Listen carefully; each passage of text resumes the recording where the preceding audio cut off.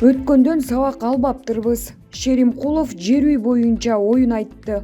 Аскар Акаев баш болгон президенттердин бардыгы тең, кумтур боюнча канча маселе көтөрбөсүн аягына чыккан жок. Алардын кабыл алган элге зыяндуу чечимдери өздөрүнүн тагдырына жакшылык алып келген жок. Бүгүнкү бийлигибиз Кыргызстанда алтындын көлөмү боюнча экинчи орунда турган жер үйдү оңой эле берип койгонуна келгенде мен таң калып отурам. Мындай пикирин Кыргызстандын легендарлуу парламентинин төрагасы Медаткан Шеримкулов билдирип, жер үй алтын кенинин чет өлкөлүк инвесторго берүүдө өткөндөн сабак алынбаганын айтты. Биз эч бир кемчилигибизден жыйынтык жасаганга көнбөптүрбүз. Эмне үчүн жер үй ушунчалык жеңил кетип калды?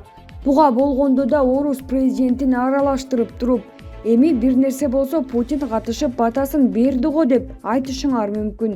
Ооба, Путин дүйнөлүк масштабтагы орду бар лидер. Кыргызстандыктардын ага болгон сыйы да жогору. Орус элине караганда Путинди көбүрөөк сыйлаган же идеал туткан адамдар бар. Бирок Путиндин жер үй кенинин ачылышына катышуусу элди манипуляциялоо үчүн колдонулгандай болуп жатат.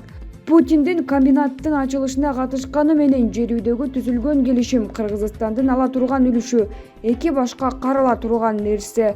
Бул жерде мамлекеттин бир да пайыз үлүшү жок экени ойлондура турган маселе, деди Медаткан Шеримкулов.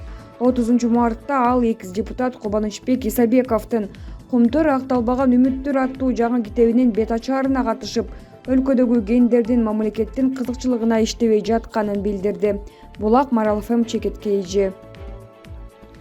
Светтин баасы көтөрүлөт. Энергетика министрлиги тарифти карай баштады.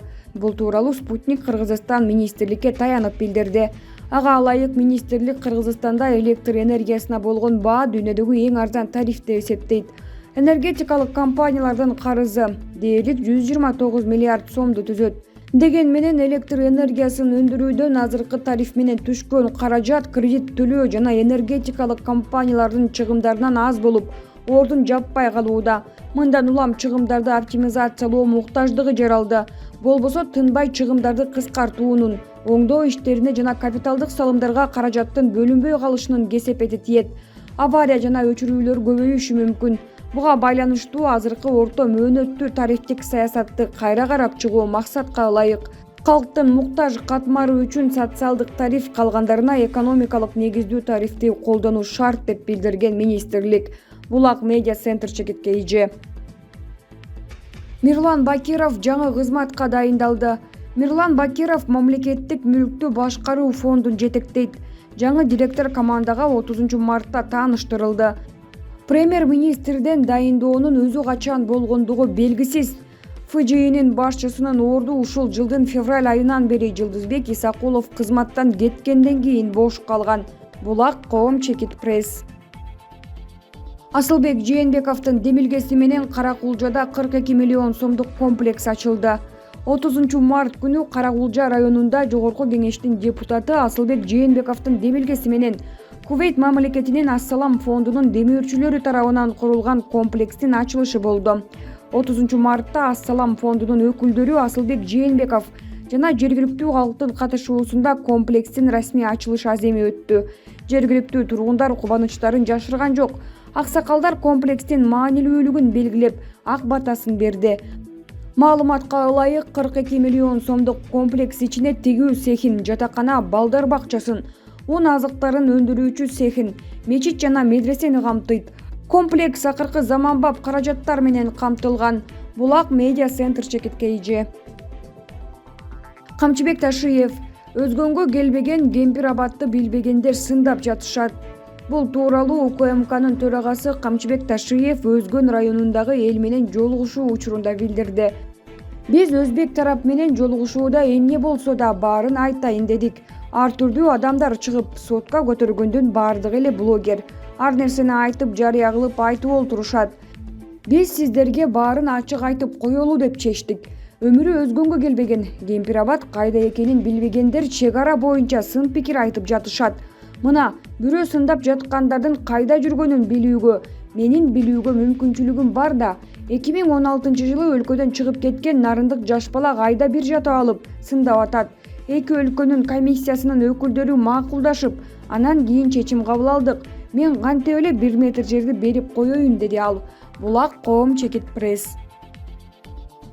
Мамат Айбалаев: чек ара маселесинде Кыргызстан утулду же утулган жок деген шашкандардын ою. Мамат агай, чек араны сизчилик түшүнгөн адам аз болсо керек.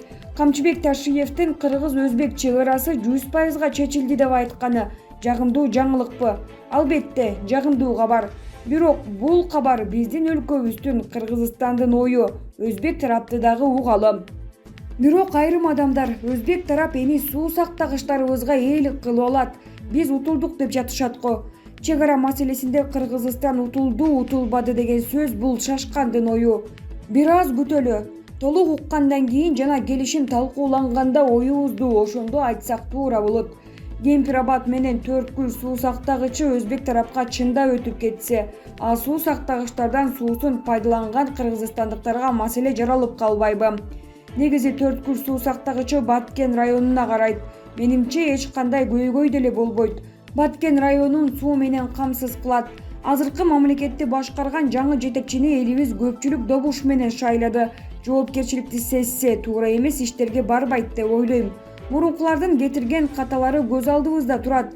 Алардын акмакчылыгы, жоопкерчиликсиздиги, напсиздиги, чыккынчылыгынан кыргыз элин кыргызды сыйлабагандыгы көрүндү.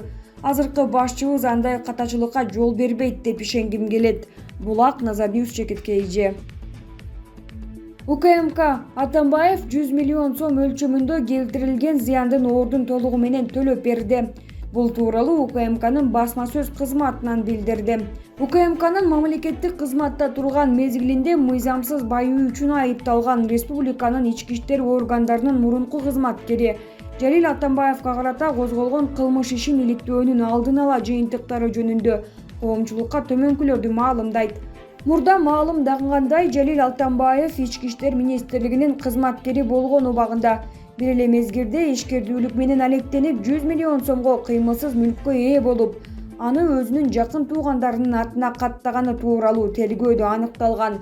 Мурда тергөө менен кызматташтууга даярдыгы жана кылмыш иши боюнча келтирилген зыяндын ордун толтуруу өтүнүчү боюнча 2021 жылдын 29 мартында шектүү Жалил Атамбаев 50 миллион сом өлчөмүндө келтирилген зыяндын ордун толтурду. Шектүү Жалил Атамбаев бүгүнкү күндө кылмыш ишинде 100 миллион сом өлчөмүндө келтирилген зыяндын ордун толугу менен төлөп берди. Бул кылмыш иши боюнча тергөө иштери акыркы баскычтагы зарыл болгон тергөө иш-аракеттери жүргүзүлгөндөн кийин акыркы процесстик чечимдер кабыл алынып, тергөө мыйзамда белгиленген мөөнөттөрдө аяктайт, деп айтылат мекеме берген маалыматта. Булак Кадам Медиа Чекит КЖ.